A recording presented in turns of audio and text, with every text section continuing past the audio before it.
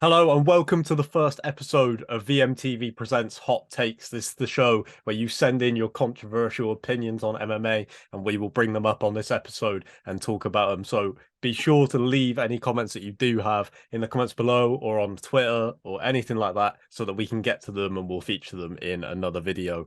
I kind of pride myself on having quite a balanced take on a lot of things. So, of course, I had to get Cauley here because if you've ever listened to the Verbal Money podcast, you know Cauley lives and breathes for a hot take. A bad take, maybe. Well, Oh, either way. heaven Um, forbid. so we're going to get through a few in this first episode. Whilst I have kind of collected them all into a document for when people send them in, I don't know which ones we're going to be talking about at any different time. So that is all on Cauley. So first take, mate. The first take. It's a good one, this one. I'm really a big fan of this one. From the big Aidan Murphy 1916 on the Twitter. We have got there can't be any GOAT conversations about anyone pre-USADA. If you're a true great, you'll have never needed PEDs. Ooh. That's quite hot on the wasabi meter. Quite it's quite spicy, that, because Yeah. you're automatically dismissing so many guys like Yeah. Anderson Mo- Silva, Overeem. Not to say Overeem's the goal, but you know what I'm saying. GSP even doesn't leave many really afterwards to to pick from, does it? Yeah, I think that's the thing is like the reason that that conversation maybe doesn't happen is we're not far enough removed from USADA yet to where it's like a fun debate if you do that. I feel like maybe in like 20 years, because if you think about like how long the UFC's been about, and yet people still talk about the GOAT conversation all the time. In like All the 20 time. years, I wonder if people will refer to it as like when they say anything, it'll be, but that was pre-USADA. We don't know because like who knows what's going Who to happen in the next 20 years with MMA. Like, but once you start to get guys that can compare their careers to like GSP, Anderson, people like that, maybe that will be the thing that people use to differentiate them as like these were the goats then, but you have to consider it differently. Also, how does it work with fighters who fought in both eras? Like, do you discount yeah. half of John Jones's career? Or do you put it in balance with how he's done post USADA? Do Yeah, you say John like, look, Jones is a weird one for that because yeah, but then so would GSP, for example. GSP, I don't think lost to post USADA, did he? But he lost pre USADA. So I'm not again. I'm saying GSP like not to suggest he was on PEDs, not to suggest any of these guys ever used PEDs, but it's just the generalization of you just take away guys who've been caught from PEDs or completely like gone yeah, because they weren't being tested, so you can't say for sure. But integrity would hopefully speak for a lot of them. You'd hope. yeah. TRT belt Vita there, like, yeah, I like what this man's saying. Oh, if we were gonna break them up into like the goats, but drug testing is a little bit, Yeah, throw that they've done about it, it. then Vitor is right up there Yeah, for oh, sure. Vitor's got to be, man. I'm a big fan of putting him by era, though. I'm a big fan of that. I don't think Hmm. you can compare, like, Fedor's heavyweight run back in the day to Ngannou or Stipe now. I don't think you can compare it, really. We won't compare Fedor now to anyone's run. But it was phenomenal back in the day, bro. It was phenomenal. You can't dismiss it, man. But Yeah. why this take you'd have Anderson's to? the big one. Yeah, like Anderson's the one that, like, if you're gonna talk pre and post USADA, that is him out of the conversation for modern day. GSP, like, mostly, but he came back and beat mm, Bisping. Like, he became a two-division champ. Well, not simultaneously, but you know what I mean? After. So, like, I feel like that holds a lot more weight. And Anderson isn't the most squeaky clean guy on the roster. So no, I was gonna say then I didn't have time, sorry, to quickly look up his USADA violations, so I won't pretend to quote them off the top of my head, but I know there's been a few little cheeky instances. But for me, it doesn't matter. Chael Sonnen is the GOAT, whatever era. Do you know what I mean? So I'm surprised we haven't had that one through already yet, to be I'm fair. surprised, to be honest. I'm surprised Brad Wharton didn't give a big shout out to Igor, to the Igor Vevchenovic. Oh, I can I'm never say sure his. I'm sure we will get that at some point. I hope we do, man. That's a conversation I'm looking forward to to going in on.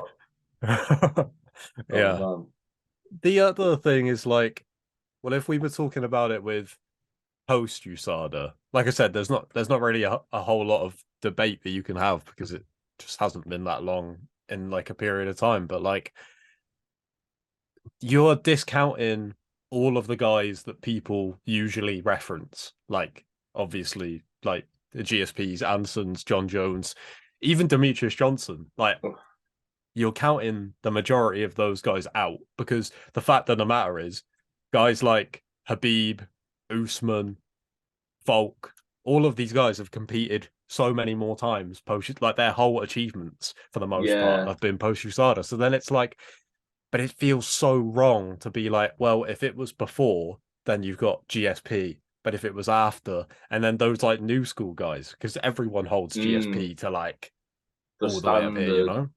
the standard man. But it's like it's funny, isn't it? Like people saying Usman was the greatest welterweight of all time, but will people be saying that now?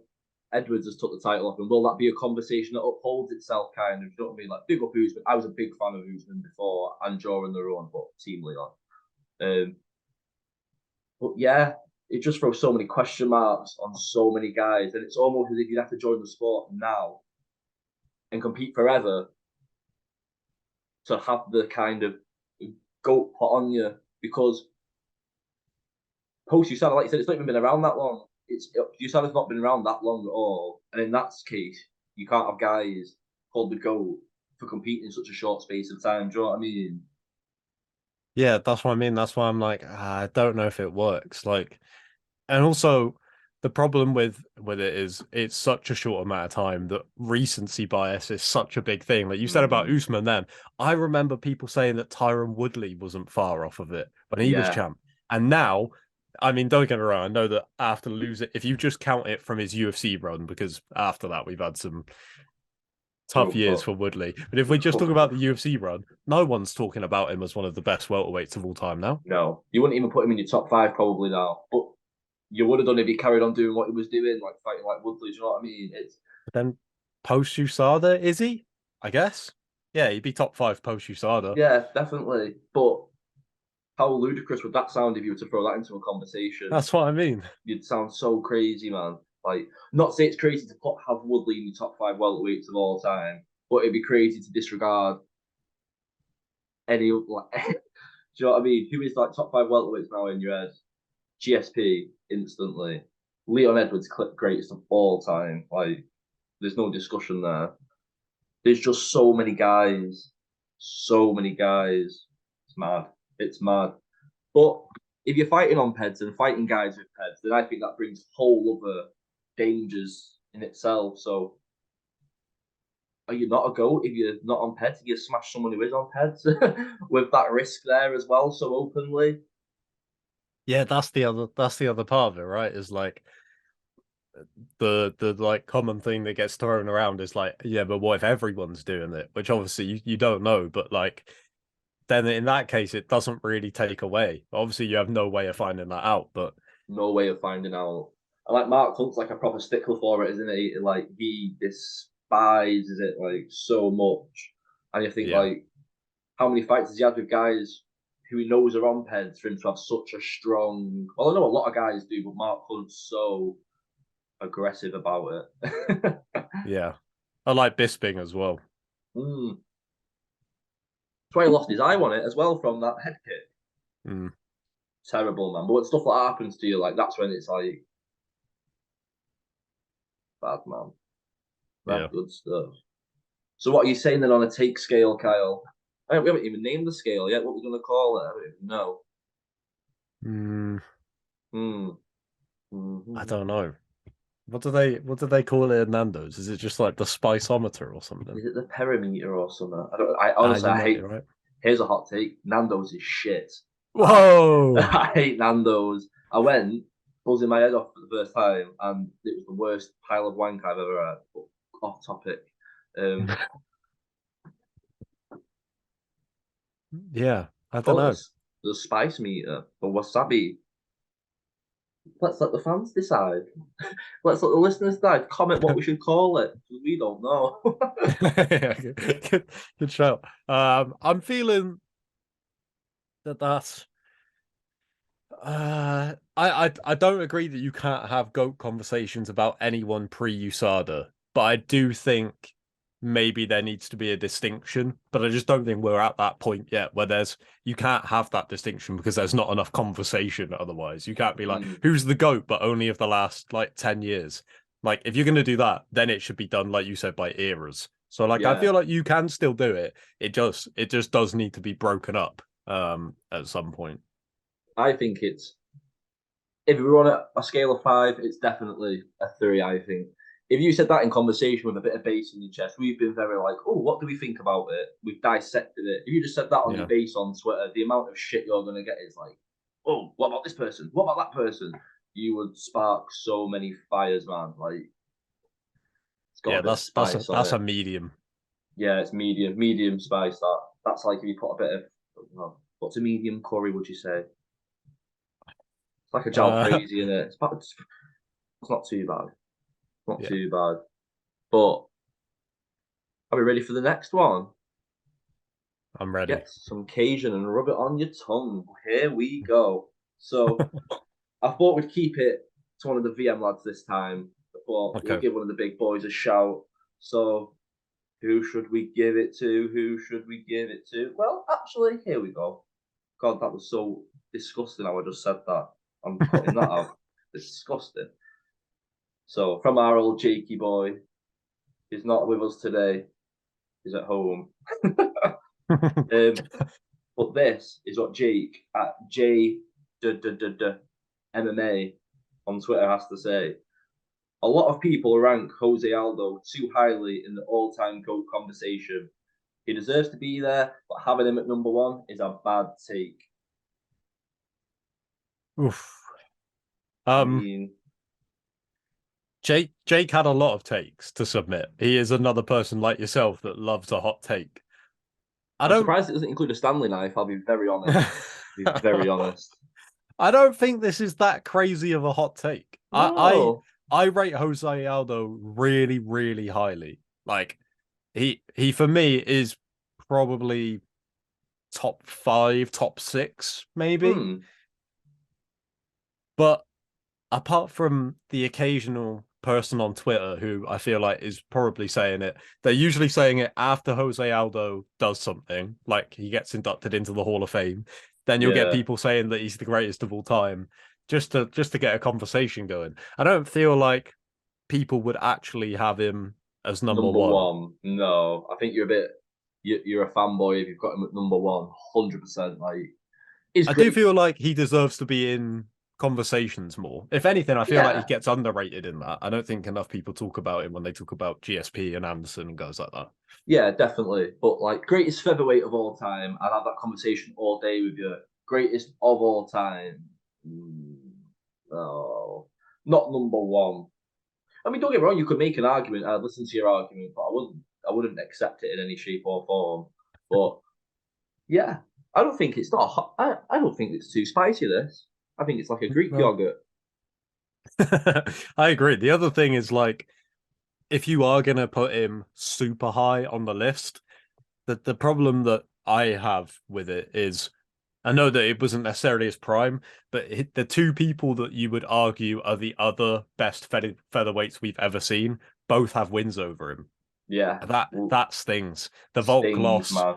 The Volk loss felt like it was maybe a little bit too late. But I say this, he then went down to bantamweight and looked great. I So, know, I know, I know. but the two Holloway losses were tough for the to consider him the best ever. Those Holloway losses were bad ones. So Bad. But then look how old he is compared to how Holloway was. I just think again, it's like we're having the conversation again, relating to that first question again. There, sorry.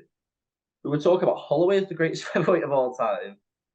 Like after he beat Aldo, which like I can understand, and then look what Volk come in, does it, and it's like greatest of all time. But I think Aldo's achievements beforehand, like what I think it was like 14 years unbeaten or something mad, and then McGregor beat him, and that was horrible to watch as well. But such a good fight, build up and stuff, so good. Yeah. But no man, I like Aldo. I will accept any top five argument, but number one, no. But I don't think a lot, like you said, I don't think a lot of people have put him as number one. But I love Jose Aldo. Yeah, for When he sure. did that, when he did that jumping, spinning back fist against Edgar, when he come in, he just like, I was like, jeez, son. He did some mad shit, bro. It was just like some Keanu John Reeves wit. Don't know who that is. But it was mad. Love Aldo. Yeah, for sure. Thank you for checking out this first episode of Hot Takes. Make sure to send in your submissions if you want to be featured on the show. You can send them us on Twitter. We put a Twitter post out that you can reply to on there, or comment below on the YouTube, or whatever is easiest. We will find them and we will talk about them. So make sure to tune in for another one of those. Hit subscribe so you don't miss the next episode of Hot Takes, and we'll see you then. Keep that spice on the toast, baby.